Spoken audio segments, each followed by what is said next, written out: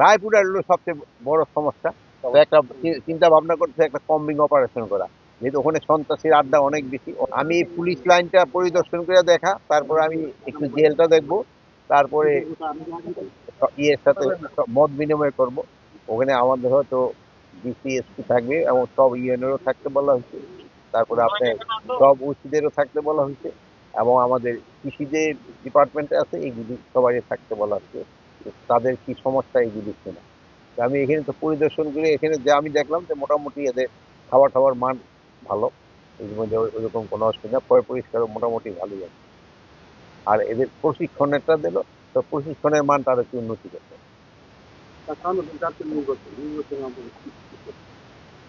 জাতীয় নির্বাচনে আপনারা যেরকম প্রস্তুতি নিচ্ছেন, এই যে বারবার জিজ্ঞেস করেন এক প্রশ্ন ঝিলি দিতেছে, এই যে প্রস্তুতি নিতে নিতে দেখতে আসছি এবার ট্রেনিং ট্রেনিং এর মান কিরকম হচ্ছে।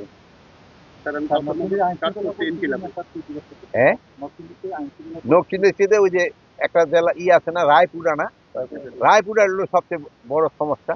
তো একটা চিন্তা ভাবনা করছে একটা কম্বিং অপারেশন করা, যেহেতু ওখানে সন্ত্রাসীর আড্ডা অনেক বেশি, ওখানে হাতিয়ার ঠাতিয়ার আছে, ওইগুলি যেভাবে একটা সব সেনাবাহিনী, পুলিশ, র্যাব সবাই মিলা একটা কম্বিং অপারেশন করা যায়। অনেক বাইর হয়েছে এবং অনেকগুলি উদ্ধার হয়ে গেছে, অনেকগুলি বাইর হয়েছে, অনেক উদ্ধার হয়ে গেছে। এই জন্য তো বলে একটা কম্বিং অপারেশন করতে হবে এখানে, যেহেতু এই এটা হয় কি, মানে আস্তে আস্তে সফিস্টিকেট হয়ে গেছে। আগে তো আপনার কাছে তো মোবাইল থাকতো না, যেমন ওখানে পেপার থেকে হাতিয়ারে চলে গেছে, যেমন আপনারা ওখানে দেখেন মোবাইল দিয়ে সবকিছু দিয়ে দেয়। সবাই ক্ষেত্রে সফিস্টিকেশন আছে, আমাদের বাহিনীর ক্ষেত্রে কিন্তু সফিস্টিকেশন আছে। এই জন্য যত তাড়াতাড়ি আমরা আইনের আওতায় নিয়ে আসবো।